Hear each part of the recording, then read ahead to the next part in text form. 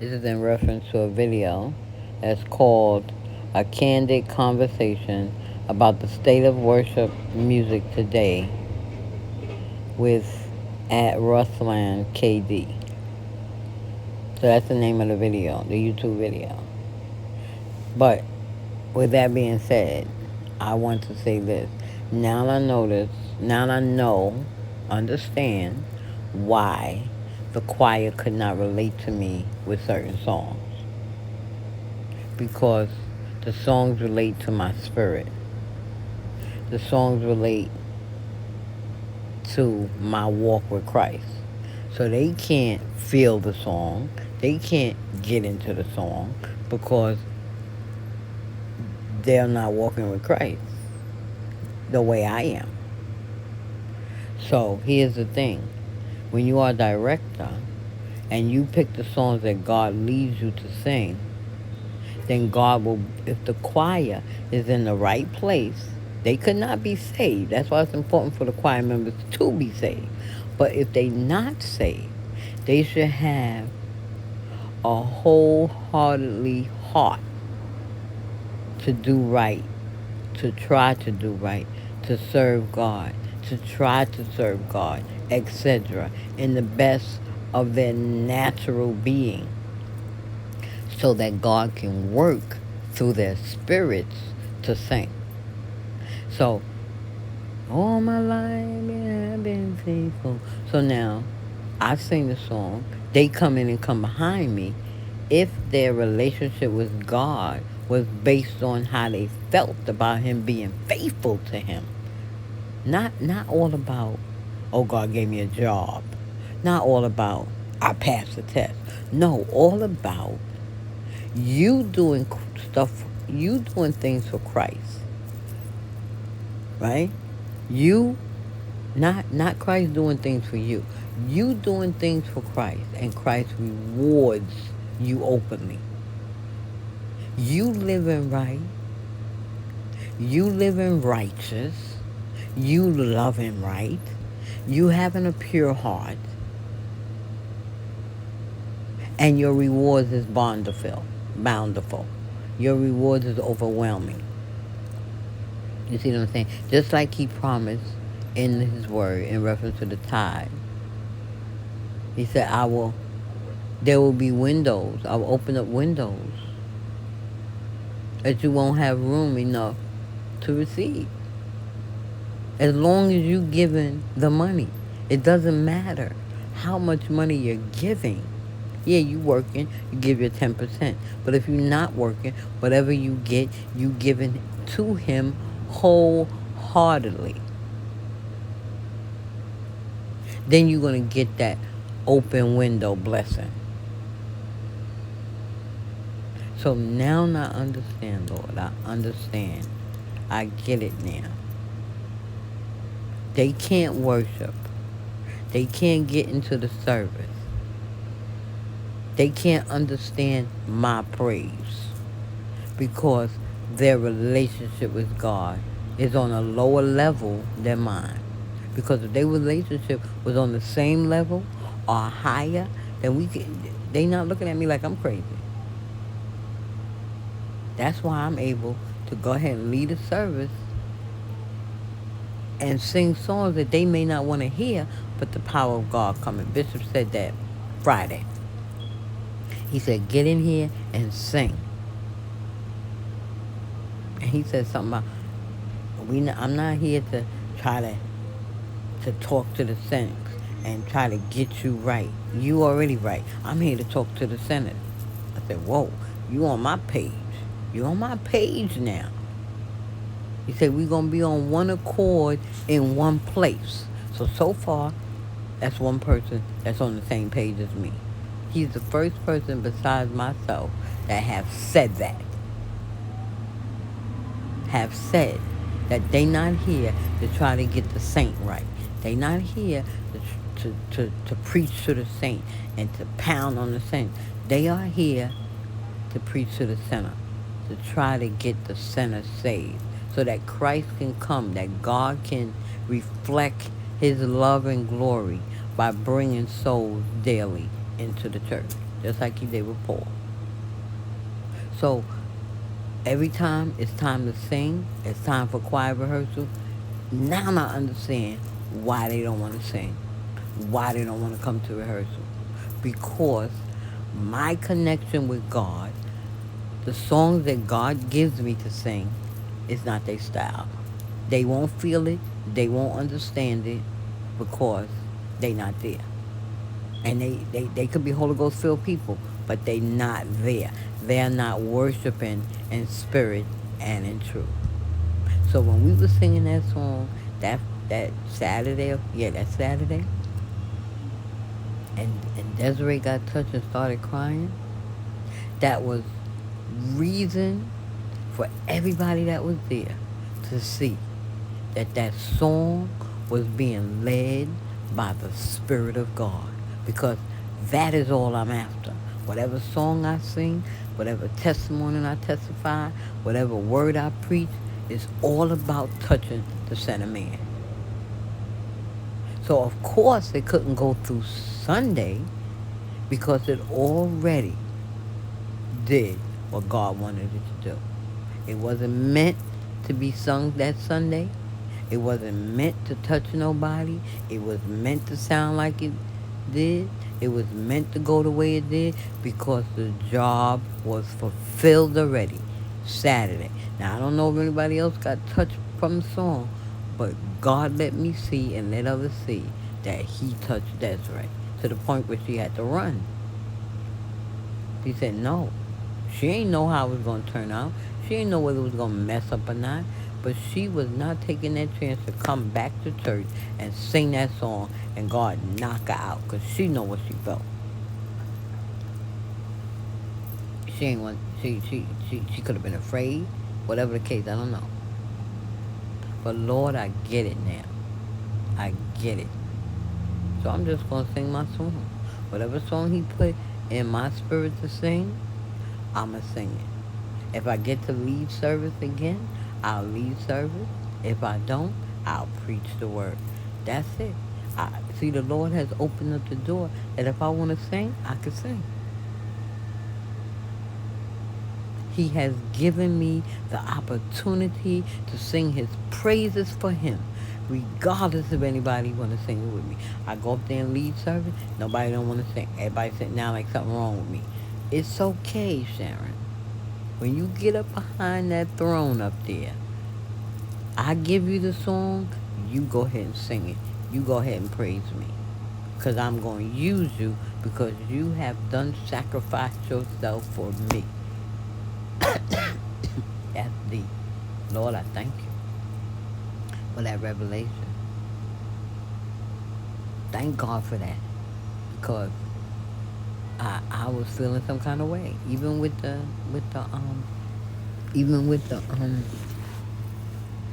Women's Day. I mean, not the Women's Day. Well, the Women's Day. But the anniversary. Feeling some kind of way. Can't get no help here. Nobody don't want to do this. Nobody want to do that. If somebody else sing, you praise God. You all in the spirit. But I get up there to sing, you don't want to help me. You don't want to do nothing. I'm only good behind doors. Where you lead the service. Where you pray. In church. You don't call me to pray.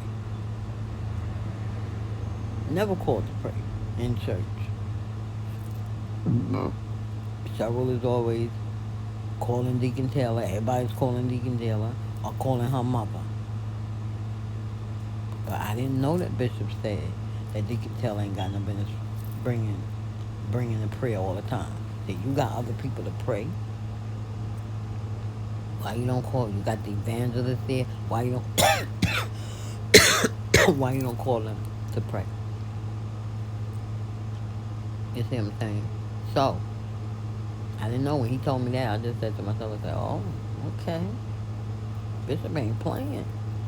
When he got up there and he said in the meeting, he said, "Nobody's to lead service but the evangelist. Nobody's to preach the word but the evangelist." And he actually called out people that he did not want to lead service. And they went right against him. It's okay. and I see Bishop. I listen to Bishop, and I see that the Lord has brought to pass what he said. They don't see you because they don't see, yeah, they don't see you. They don't see you. And until they see you, they're not going to see me. So now when I told Odom that, Odom was saying this and saying that and going over this and going over that. But I let her say whatever she wanted to say. But the Lord had gave me what it meant. And see, here's the thing. When God gives you a revelation, that's your revelation. Ain't nobody else gonna see it. God told Noah to build an ark. Nobody saw that there was gonna be rain. Nobody believed that there was gonna be rain. But Noah was the only one that believed it. Who else was it? Who else was it? That God sent on the mission. Well, we can't even say Jonah, because Jonah didn't believe it. So he was sent on the mission. He did what God said do. So regardless of how much God tell you to do something or send you to do something, you may not want to do it, but if God sent you to do it, it's going to get done. It's going to get done through you, because you are assigned for that mission. Because you have to reach whoever it is that God has in your path to reach. You may not know they're in your path, but whoever's in your path that God wants you to reach, and he set an assignment on your life to do it, you gonna do it. You see what I'm saying? If he gotta slap you down, if he gotta put you in the whale's mouth, if he gotta put you on the bed of affliction, whatever he gotta do, if he has a job for you to do, and you are in that path to do it, because he know whether you're going to do it or not from Jump Street, he going to do what he need to do so that his job get done. And when it's done, that's it. You finish. So, Lord, I understand now. And I will not try to figure it out anymore, because you already figured it out. They said, why are you trying to figure it out? It's already been worked out. So they can't relate to me because of the simple fact they not saved. I don't want to say, I don't want to be pious and say they not saved like me. So I'll say they not saved. They not at the same level I am. So when God give me a song to sing, he give me a song to sing. And maybe it's a solo. He want me to sing it as a solo. And now I'm seeing throughout all the times that I was a choir director, all the times I was working with the saints, with the children. This is the reason why they fought against me. Because their level of salvation is not where it should be. They are unsaved. They can't relate to where I'm coming from. So because they can't relate to what I'm coming from, when the choir is singing, they're not ministering because they're not saved. So they can't relate. And because their heart is not pure, and because they're not serving God in spirit and in truth, they're not worshiping him in spirit and in truth, they can't connect to him. So the only person connecting to him is the one that's connected. And that could be me, that could be Cheryl, whoever. So what happens is that when the Spirit of God works through me, or Cheryl, or whoever, well, I'm going to use me because this is personal. When the Spirit of God works through me, and he wants to reach anyone in the choir member, in the choir, he's going to give me the right song to sing. And that's the song that's going to affect. And I've noticed that. Now that I'm thinking about it, when I be leading service, I know that certain songs I sing affect Desiree. affect her. I can see it all in her face. Certain songs I sing affect Taisha. I can see it all. I don't too much see it with Taylor, but I'm not going to say it doesn't affect. But these are free-hearted people. These are people that God could easily use if they would just dedicate and turn their lives over to God and allow God to use them completely and fully. And they don't realize it. They don't get it. But I got it, Lord. So I ain't gonna fuss. I ain't gonna fight. When it's time for me to lead the service, I'm going to sing my song. So the power of God come in, get my blessing. Anybody else that God want to bless, they get their blessing. I end the service. I go sit down. And the testimony and devotional. See, now that's what they talking about. Now it's all about worship. And I give you the example. As long as I'm singing, all my life you have been faithful. As long as I'm singing, nobody but you, Lord. As long as I'm singing, like heart stirring song. Not so much worship, but heart stirring song. They don't get it. But as soon as I started singing, what is it? Jehovah, you I trust. Now the words is good. The words is good, but they're not even thinking about the words. The words ain't doing nothing for them. It's that beat. As soon as I got to well, I still got my praise. I still got my praise. Now that can hit you, but there's a beat that's going along with it that people that ain't got no praise won't connect to with as far as the words are concerned, but they'll connect to the beat. But even though the beat sounds good, if they don't have no connection with the words, I'm the only one singing it and feeling it. So when I sung those two songs, oh my goodness, the church was live. The church was going in. And I'll be honest with you, I didn't sing the song based on the beat. The two songs was for Mother Anderson. So the main part, well, the whole song, but the main part that I felt connected with Mother Anderson was so long, bye bye, so long, bye bye, goodbye to my pain and my sorrow, so long, bye bye.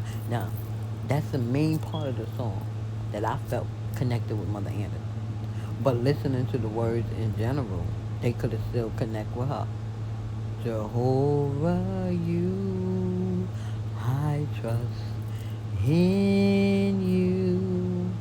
Oh Lord, Jehovah, you, I trust in you. Oh Lord, I believe you are the God of miracles. You are the God of wonder. You are the God of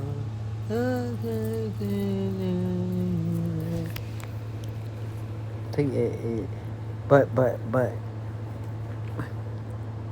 you're not really getting it, because you're not there. So they was into that. Taisha was they just got into that song. I believe once Taisha found out that we was singing that song, she really went in. So the next time, on the time that we did sing it, she wasn't a part of it. She was leading the service.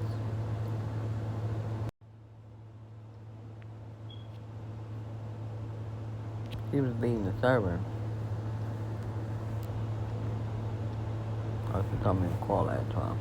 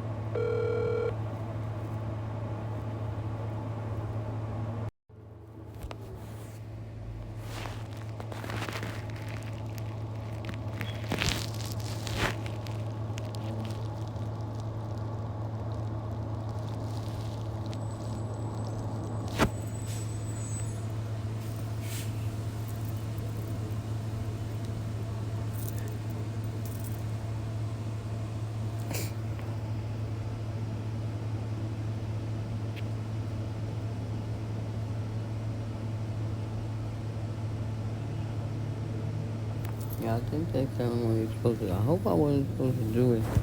But I'm a pastor.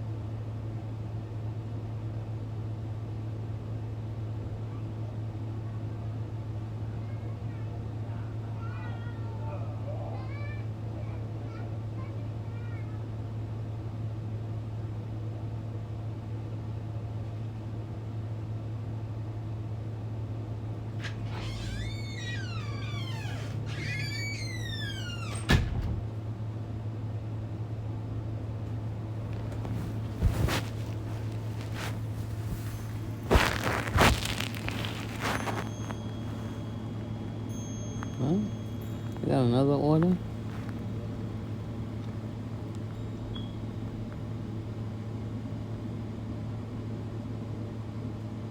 Oh my goodness.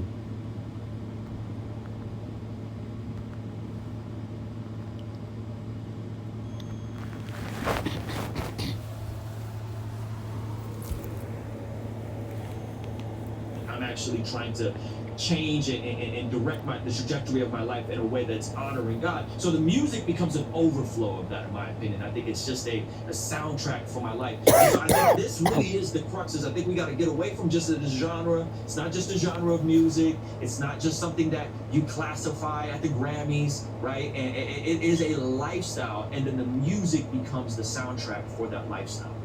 Yeah, and I love what you said, because Right there. oftentimes we can also make the mistake that worship is something that only happens in church on Sunday morning, Right. right? Yep. It But doesn't. if worship is truly a lifestyle, then not only should your entire life reflect it, but you should also be what I consider called practicing the presence of God throughout the day, right? Yup. I know many of you watching this, you don't just wait till Sunday morning, you're already doing this, right? Mhm. Because this is key, right? So what you want to make sure that you're doing is you want to stay in that state of worship. You want to be in your car worshiping God. If y'all caught me driving down the highway and y'all saw like me in my car, y'all probably think Brother Allen is weird, because sometimes I'm in there shouting, I'm in there praising, I'm in there lifting my hands. You might even see tears coming down my, and this isn't trying to impress anyone, because there's nobody else but me in the car, right? So worship should be a lifestyle that we live, and That's right, it should be baby. our.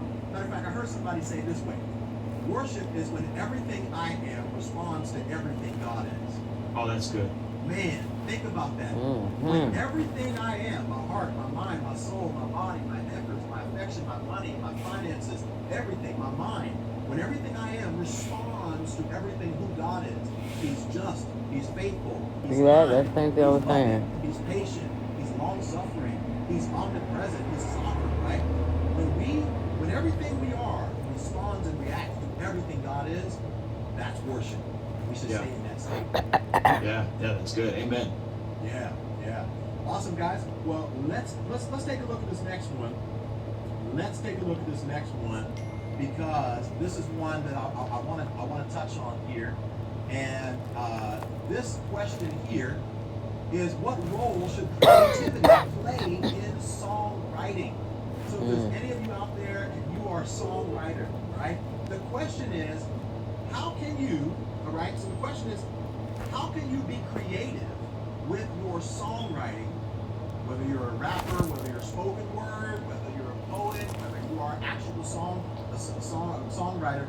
How can you be creative and still be theologically accurate, but not just say the same old things about God all the time? Because if you're a creative person, you want to find new and fresh ways to express yourself to God so that it's different. But when is that going a little bit too far, right? And so there's a song that that you guys might be familiar with, and I just kind of want to look at some lyrics. I want you all to tell me whether this is going too far or not, all right? There's a song, I think it's called We Dance by Hillsong, or it might be Bethel. I think it might be Bethel. We Dance, I think it's by Bethel, yeah. And these are the lyrics, okay? You steady me, slow and sweet. We sway, take the lead, and I will follow. Finally ready now to close my eyes and just believe that you won't lead me where you don't go. And then it goes on to say, when my faith gets tired and my hope seems lost, you spin me round and round, and remind me of that song. Listen to that one. The one you wrote for me. Chorus. All right, we dance. Oh, we dance. I've been told to pick up my sword and fight for love. Little did I know that love had won for me. Here in your arms, you seal my heart again. And I breathe you in like I've never breathed till now. All right? So, okay. So I'm gonna be straight on and honest with you. I'm just gonna pull it out. Okay, I'm gonna go back here just a little bit. Now I don't know about you brothers, no offense, but I don't know one brother who's gonna feel comfortable singing this song in worship.